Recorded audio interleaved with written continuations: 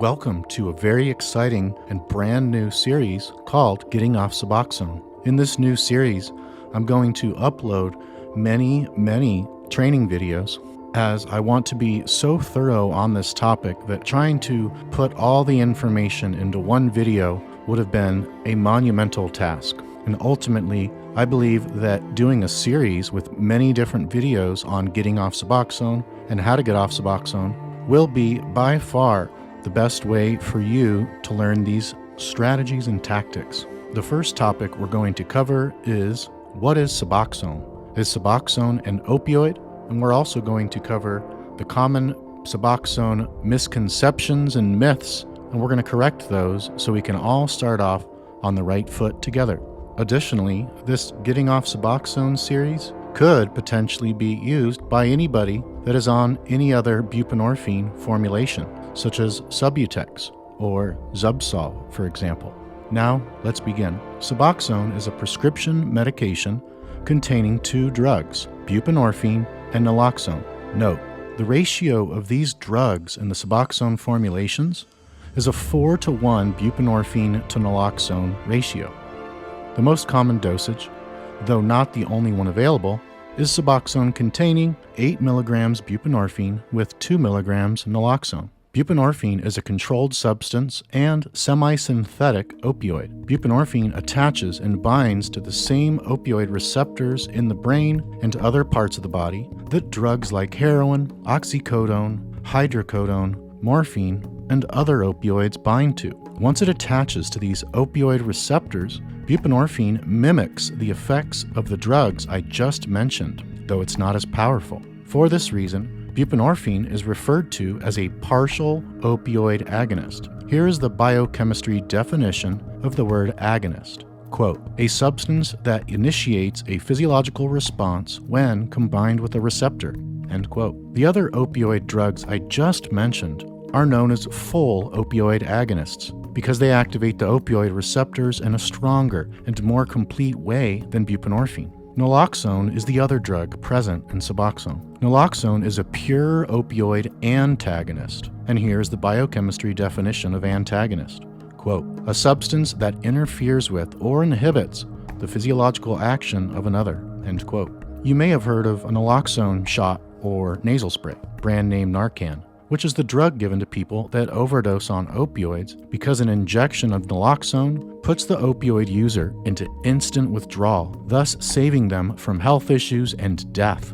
Naloxone used intravenously will lead to the opioids in a person's receptors being immediately kicked out by the naloxone, and for this reason, it can save lives by preventing people that have overdosed from dying. My life was saved, for example, by getting a naloxone shot after I took a lethal, synergistic dosage of methadone and Valium together. I had overdosed and was about a minute or two away from death when an ambulance arrived on the scene and an EMT gave me a naloxone shot and saved my life. At this point, you may be wondering why naloxone was put in the Suboxone formulation if buprenorphine is an opioid, and the point is to keep the opioid drug in the receptors and not to push it out of the receptors. Don't worry, I promise there's a really good reason for naloxone being added to the Suboxone medication. Used intravenously, such as with a naloxone shot, naloxone works amazingly well. But used sublingually, under the tongue, as it's used in the Suboxone formulation,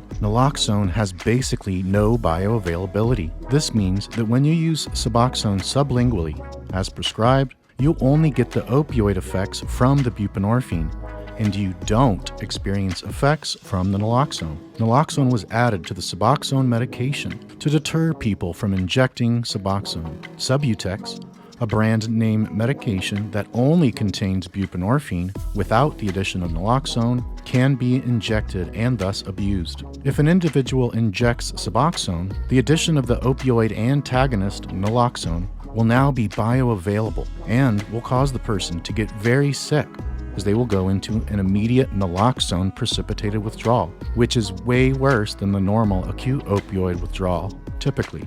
And speaking of precipitated withdrawal, this is really a great chance to teach you about two common misconceptions about Suboxone. Many people, even many treatment professionals, believe the following two Suboxone misconceptions. Suboxone misconception number 1. If you use Suboxone too soon after your last dose of an opioid, the naloxone in the medication will cause you to go into precipitated withdrawal.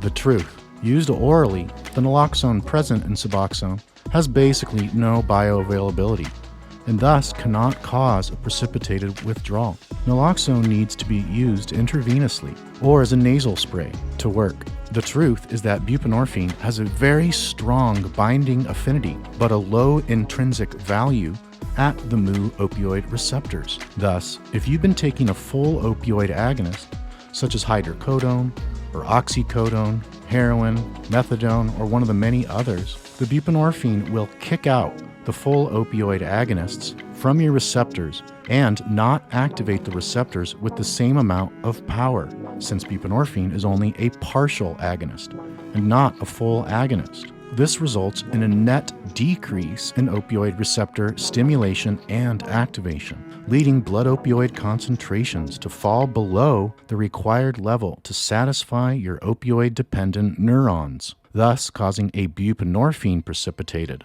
not naloxone-precipitated, withdrawal syndrome. Suboxone misconception number 2. It is the naloxone present in Suboxone that will block out the effects of other opioids if you use other opioids while you're already on daily Suboxone. The truth. Since naloxone is not bioavailable when used sublingually, such as in the Suboxone formulation, it cannot be the naloxone that blocks out the opioids. However, since buprenorphine has such a high binding affinity for the mu opioid receptors, I like to call it very sticky, very magnetic to the receptors. It's actually the buprenorphine which effectively blocks out any other opioids from getting in the receptors and thus prevents a high from other opioids while a person has adequate levels of buprenorphine in their opioid receptors. So at this point, either your brain is hurting or you've digested this information well, or somewhere in between. In either case, the following definition of opioid, along with a bullet point breakdown of the broad classes of opioids, should solidify your understanding of this concept. An opioid is any agent that binds to opioid receptors,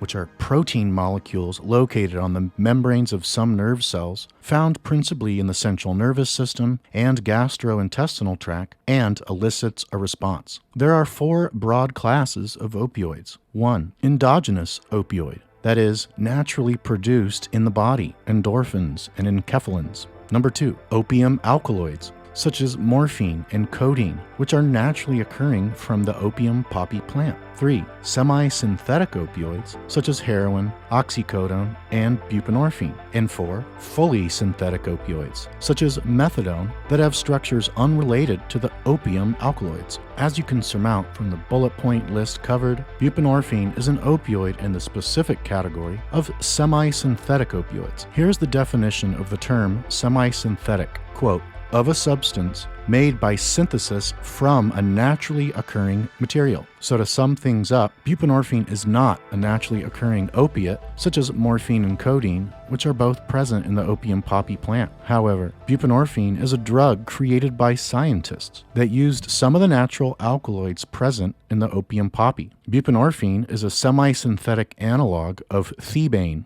Thebaine, also known as codeine methyl enol ether, is an opiate alkaloid which is a minor constituent of opium. Thebaine is chemically similar to both morphine and codeine, but has stimulatory rather than depressant effects, which could be a reason why so many people report getting energy from Suboxone. While thebaine is not used therapeutically, it is the main alkaloid extracted from Papaver bracteatum, Iranian poppy, and can be converted industrially into a variety of compounds, including oxycodone, oxymorphone, and yes, buprenorphine. Buprenorphine is considered a sustained action, also known as long-acting, opioid because the effects come on very slowly, slow onset, and the buprenorphine wears off very slowly as well, slow offset, making it an ideal opioid replacement medication for medication-assisted treatment of opioid use disorder and opioid dependence.